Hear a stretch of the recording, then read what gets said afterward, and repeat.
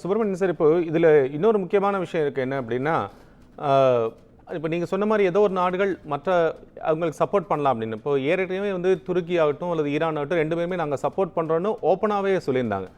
பட்டு ஒரு இன்டைரக்டாக சீனா வந்து அவங்களுக்கு சப்போர்ட் பண்ணுறதா நம்ம தொடர்ச்சியாக அவங்களுக்கு வந்து ஃபண்டிங் ஆகட்டும் அல்லது மிலிட்ரி எக்யூப்மெண்ட் சப்ளை பண்ணுறதாகட்டும் இதெல்லாம் பண்ணுறாங்க அப்படிங்கிறத நம்ம உலக நாடுகள் சொல்லிட்டு இருக்கோம்.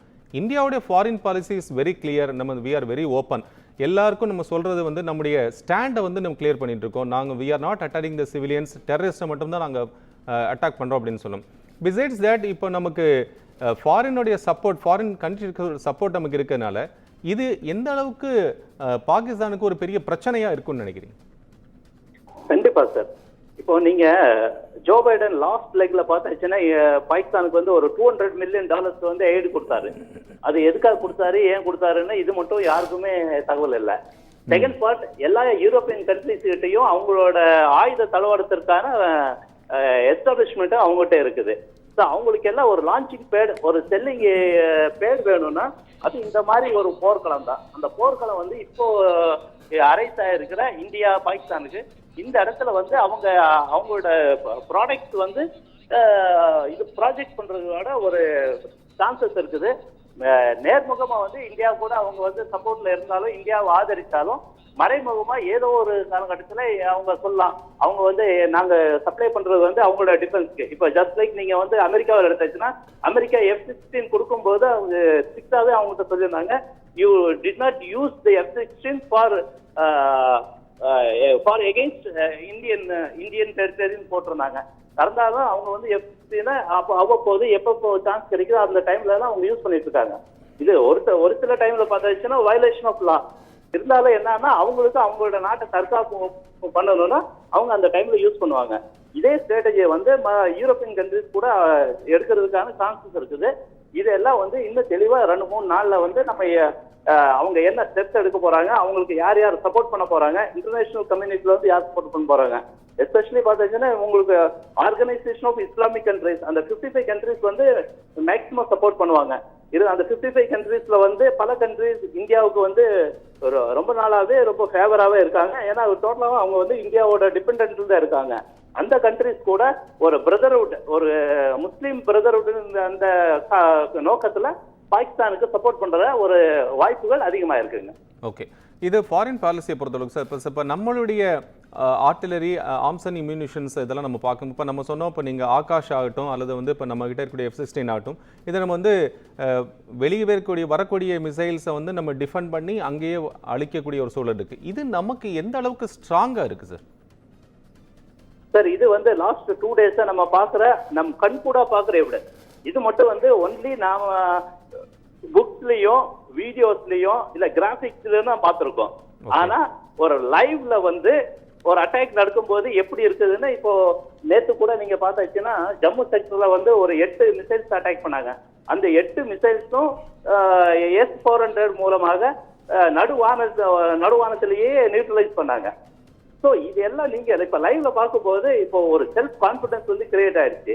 அது இல்லாம உலக நாடுகளுக்கு கொஞ்சம் ஒரு இப்போ வந்து ஒரு பயம் என்ன கிரியேட் ஆயிடுச்சுன்னா, நம்ம இனி வந்து இந்தியா கூட நம்ம எக்காரணத்துக்கு கொண்டும் இந்த போர் சூழல் வந்து நம்ம வைக்கக்கூடாது. எஸ்பெஷலி பங்களாதேஷ் வந்து அடிக்கடிக்கு இந்த சின்ன சின்ன இஷ்யூஸ் வச்சு வாலாட்டிட்டு இருப்பாங்க.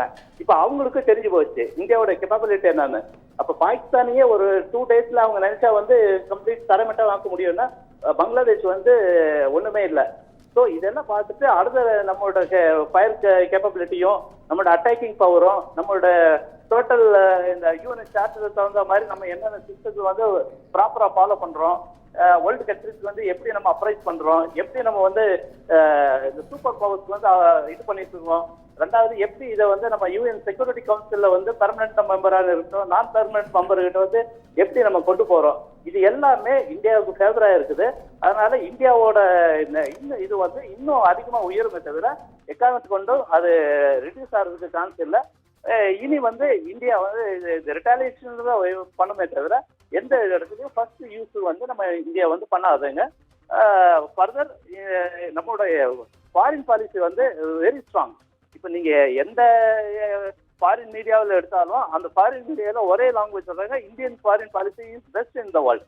Because the Indian leadership and the Indian foreign minister Dr. S. Jaishankar and team.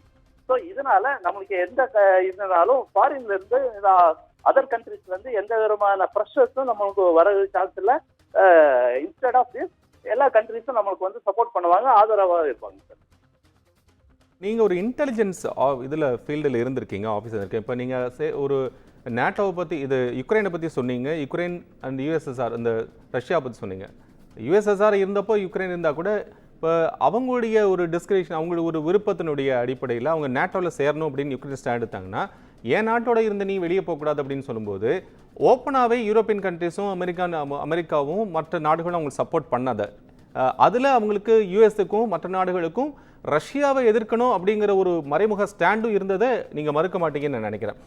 அதே சமயம் இப்போ பாகிஸ்தானுக்கு சப்போர்ட் பண்ணக்கூடிய விதத்தில் மற்ற நாடுகள் மேலே பாகிஸ்தானுக்கு கொடுக்கக்கூடிய ஒரு ஃபண்ட் ஆகட்டும் அல்லது அந்த அவங்களுக்கு ஆர்ம்ஸ் அண்ட் அம்யூனிஷன்ஸ் ஆகட்டும், இதில் கொடுக்கக்கூடிய நாட்டில் அது மூலிமா அவங்க அனுபவிக்கக்கூடிய அல்லது சப்போர்ட் பண்ணக்கூடிய அதுலேருந்து கிடைக்கக்கூடிய ஏதாவது ஒன்று இருக்கும் இல்லையா?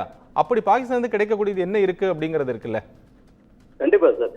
நீங்கள் லேட்டஸ்டோட உக்ரைனோட பிரசிடென்ட்டோட யூஎஸ் விசிட் பார்த்தாச்சுன்னா, முதல்ல அவர் டொனால்ட் ட்ரம்ப் வந்து பிரசிடென்டா ஃபர்ஸ்ட் டைம் பதிவு வைக்கும்போது அன்னைக்கு அவர் ஃபர்ஸ்ட் மீட்டிங்ல போயிட்டு ரொம்ப கடுப்பாவே திரும்பிட்டு வந்தாரு. எந்த டின்னர் பார்ட்டியும் அட்டென்ட் பண்ணிருக்கல.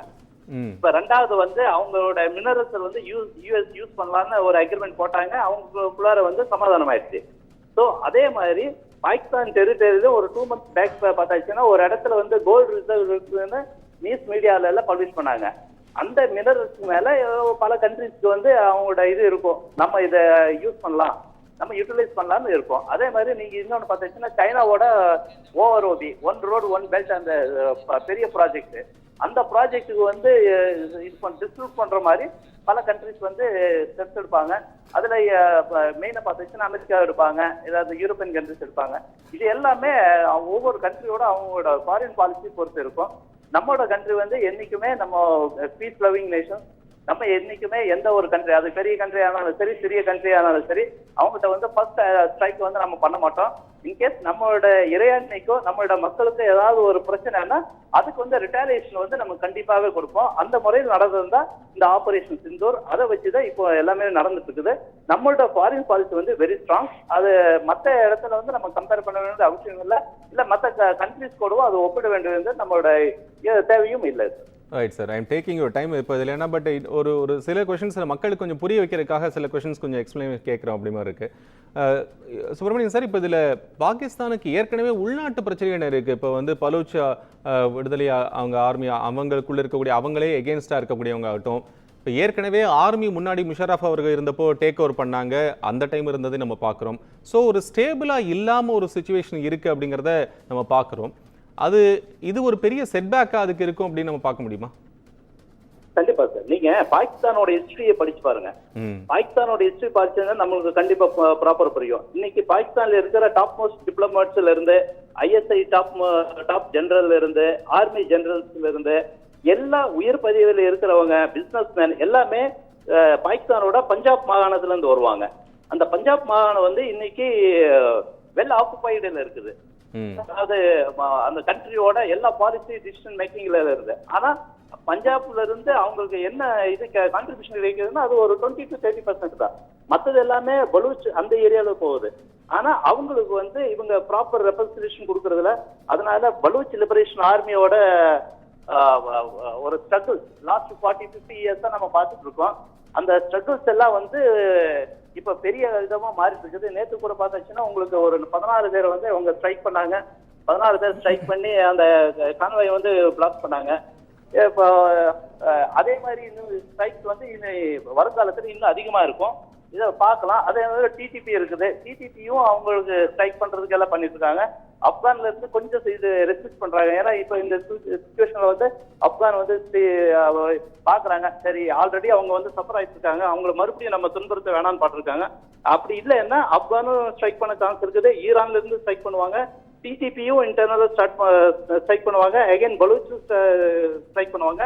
அது எல்லாமே பெரிய விஷயம் என்னன்னா, இந்த இம்ரானோட பார்ட்டி வந்து இன்னைக்கு நேஷனல் ஸ்ட்ரைக் பண்ணுவாங்க. அந்த நேஷனல் ஸ்ட்ரைக்ல வந்து ஏன்னா அவர் இம்ரான் வந்து ஆல்ரெடி அவர் against holding of Pakistan military அந்த கண்ட்ரி டிசிஷன் பாலிசி மேக்கிங்ல அது அவர் என்னைக்குமே விரும்பினதில்லை. அவங்களும் ஒரு பெரிய விதத்துல கொண்டு போறாங்க. இதனால பாகிஸ்தான்ல அன்ரெஸ்ட் வந்து இன்னும் அதிகமாகும். உள்நாட்டு போர் வந்து அவங்களுக்குள்ளாரே இருக்கும், அவங்களே முட்டி மோதிக்குவாங்க. இது எல்லாமே இந்தியாவுக்கு சாதகமாக இருக்கும். வேர்ல்டு கண்ட்ரிஸ் வந்து அவங்களுக்கே வெளியே தெரியும் பாகிஸ்தான் வந்து இந்த டெரரிசம் எப்பவுமே நம்ம வந்து அதை இது பண்ண முடியாது அன்லெஸ் ஆர் அன்டில் அதுக்கு ஒரு ஸ்ட்ரிக்டான ரெஸ்ட்ரிக்ஷன்ஸ் கொடுக்கலன்னா. Great, sir. We appreciate you joining us with us. Thank you. Thanks a lot. And Thank you. Thank you very much, sir. உங்களுடைய இன்டெலிஜென்ஸ் உங்களுடைய நேரத்தையும் எங்களுக்காக பகிர்ந்துக்கிட்டேன். Thanks a lot. Right, sir. Thank you. Thank you very much.